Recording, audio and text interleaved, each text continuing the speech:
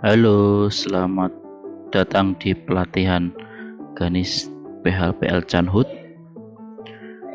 Salam sehat. Kali ini kita akan belajar mengenai penyusunan RKT.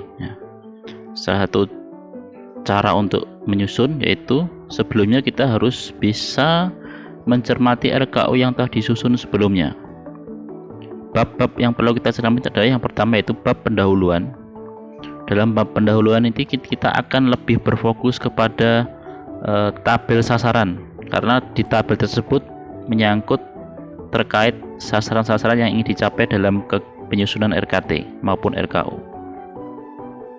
Tabel sasaran ini isinya terdiri dari aspek prasyarat, kemudian ada beberapa aspek, misalkan kelestarian fungsi produksi, ada aspek juga kelestarian fungsi lingkungan, aspek kelestarian fungsi sosial, dan terakhir yaitu aspek pemantauan dan evaluasi 5 tahunan. Nah, dalam aspek tersebut isinya di RKU ini nanti kemungkinan besar bisa dipindahkan langsung ke dalam tabel di RKT dengan tabel yang sama. Berikutnya di bab 2 kita akan mencermati lagi tentang data pokok yang ingin kita gunakan di penyusunan format laporan RKT, khususnya terkait dengan pemegang izin. Kemudian kita juga akan melihat terkait dengan kondisi area kerja,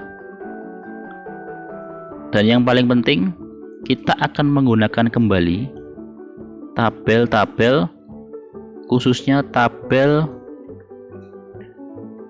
keadaan hutan. Nah, tabel keadaan hutan ini akan kita gunakan kembali di penyusunan RKT.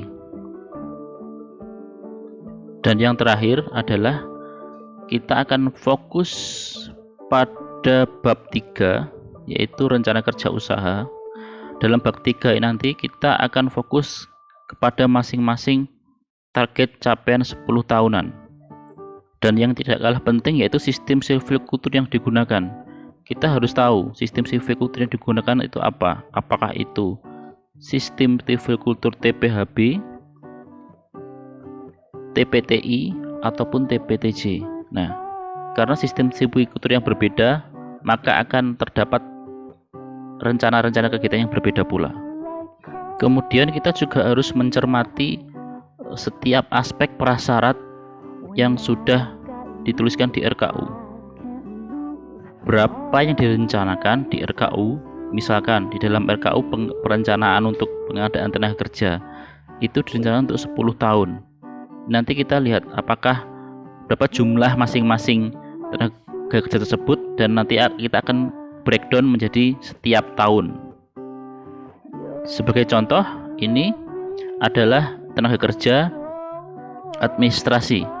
Kita memerlukan tenaga kerja administrasi sebanyak keuangan 6 orang, tata usaha 3 orang, personalnya 3 orang, umum 8 orang, logistik 9 orang. Ini adalah kebutuhan tenaga kerja dalam waktu 10 tahun.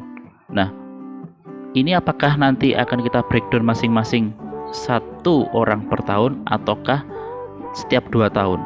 Ini nanti akan dikomunikasikan dengan direktur maupun bagian personalia.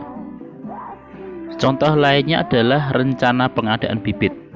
Nah, di rencana pengadaan bibit ini sudah dibagi tiap-tiap tahun. Tiap-tiap tahun sudah dibagi, luasnya 1 tahun 1.600 hektar tiap-tiap tahun, dan tiap-tiap tahun juga dibagi secara seimbang 2.600.000 bibit untuk tiap-tiap tahun.